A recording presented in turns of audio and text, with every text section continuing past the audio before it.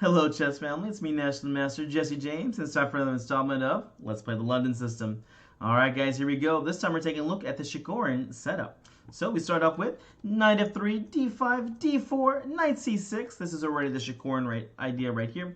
They try to bring the bishop out very fast, and sometimes even castle queenside, and even sometimes trade the bishop off for the knight.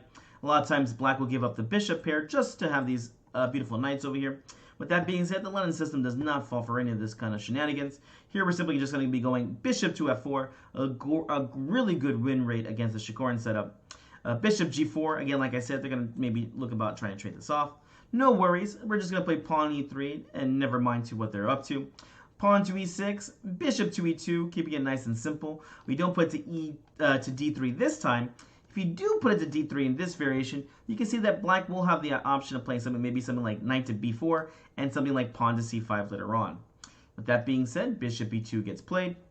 And here we go. Bishop to d6, standard ideas right here. Bishop g3, knight ge7, knight b to d2, castles and castles here. And here again, I just really like this position here as white.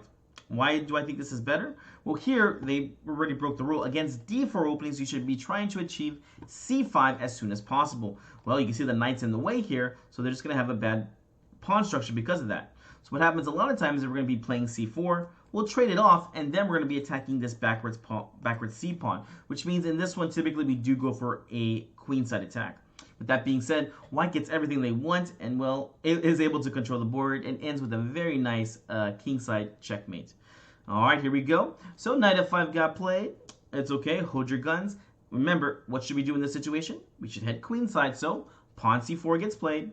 Knight takes, h takes. Here, this is not a very good bishop at all. It's just hitting right toward a cement wall. And again, like I said, we're going to be trying to attack down this way. Bishop b4. Here, black is more than happy to trade off this bishop for the knight. Should we let him do it? I guess we could let him. Here, rook c1. Let's go ahead and keep developing our pieces. Rook to c8, and now a nice move here, knight to b3, saying, you know what, you missed your opportunity to trade off. Now I'm going to prove that this is a very bad dark square bishop. Here, d takes c4 got played. A very much a welcoming move for us because, again, like I said, we want to put pressure down the c file here. So now we open up the c file. If they didn't take, then we would take. Either way, our plan would be going through. Rook takes on c4. Here we might be getting this Alekhine's gun over here. We're going to triple down this way. Bishop to d6, knight to c5, a very nice move here. This bishop might have been a very good piece for defending c7 here, but now with the knight on c5, it's really conquering it because knight b7 can get played, and we're threatening to win a pawn here, which means the knight's weak. Very, very common setup here. Rook b8 to defend, and here, queen to d2. Notice here you could have played knight takes b7 to win a pawn, but here it's not really winning a pawn because after rook takes on b2, and now this rook is nice and active. So, simple chess. Let's play queen d2. We're still threatening knight takes b7, and we're defending the b2 pawn. Okay, here we go. Black went ahead and played knight to e7 here, jumping off and not losing a pawn anymore. Rook f to c1. I mean, this is just playing it by the book right here. We're playing to develop our pieces and make threats. Black played pawn c6, trying to make this pawn unweak over here because it was a backwards pawn and open file. With that being said, new weaknesses get created. The A and B pawn, and we can do what's called the minority attack over here by pushing our pawns over here.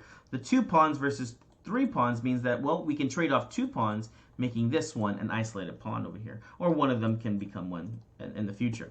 But here white decides to go for a different route. Bishop g3, bishop to f5, pawn to e4, bishop g6, queen to e3. Here white's definitely looking to play this e5 move. Just be careful whenever you're doing this. You don't want to be off on tempo here. So queen e3 got played. Rook to c3, knight to c8, pawn to g4 here. I like this move. That not only does this double pawn just stay here, but it's going to be helping out by grabbing some extra space on the king side. Knight to b6 here, and rook to a3. Again, just probing and making weaknesses here. Here, white would love if black plays a6 here, because now, well, this pawn on b7 can become weak. So for instance, if a6 gets played, now something like rook to b3 gets played and the knight can't move or else b7 will fall. So knight c8 got played to defend the pawn. Obviously, we're just as happy with this because look how bad this knight looks over here. And here we go, rook to b3, still putting pressure on the b7 pawn.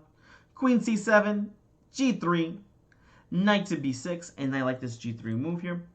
King to G2. What's white up to over here? A lot of suspicious activity. Here white is already thinking about this kingside attack, and by playing King G2, not only do they stop these bishop takes G3 ideas, which can look for drawing our moves by repetition because the queen checks, but here also allowing the rook open file over here. All right, here we go. Knight to D7. It looks like not much is happening here, but white is nice and steadily building up. And here we go. Pawn to E5 gets played, putting pressure on the bishop. Oof, now this bishop is very unhappy. Bishop to E7. Bishop takes on G6. And here black really has no good move here. Here is just now a winning position due to the pawn structure to take with the F pawn. Well, I guess you can see what happens here. Knight takes on E6, and white's just up an extra pawn here and just a crushing position. With that being said, if they take back with their H pawn, what's so bad about this? Well, now there's an open H file here, and the game is going to end with a crushing kingside attack. Remember, guys, when you have more space, do not make trades here. The knight jump back to E4, queen to A5, and here we go, rook to H1, and now you see that this is not too good here. Especially with the pawn on E5, it's really stopping this king from kind of running out here. Okay, queen to D5 was played. G5, like I said, let's take these dark squares all right now. Bishop to D8. Here, black's already thinking, I need to run away and get this king out of here, so this is going to be our escape route. Queen to F4. Definitely looking to double up over here on the H file. Bishop C7. And here, well, this is the move that does not let the king escape. It is now white to move and win. What do you play here? All right, hopefully push pause. We'll be trying to figure this out. Here we need to try and kill this idea with the king being able to escape on E7. And here you find the beautiful knight to F6, and it's game over here. Here black has nothing better than to go ahead and play king F8, losing their queen. Okay? In the game, why can't they just take? Well, as in the game, knight took, G takes, and at this point, black just resigns as it is forced checkmate in 4 moves. There's nothing that black can do here to stop any of these ideas. Okay, what are you talking about? Can't we just make some trades here? Alright, so pawn takes here, queen takes on F6. No good way to stop rook to H8 for checkmate. Okay, what about... Oh gosh, what can we do here? There's just nothing you can do. The simple threat is queen H4 and checkmate over here. By taking over here with the knight over here, now we took away that E7 square, and there's just no way to run away here. Oof, I don't know, is there any other ideas that you guys want to look at? I can't see anything that does anything to stop it. Bishop to D8, queen to H4, checkmate and 1 here, so there's no time to run, there's no time to take. Ugh, just a terrible game here, and yeah, just losing all in one go.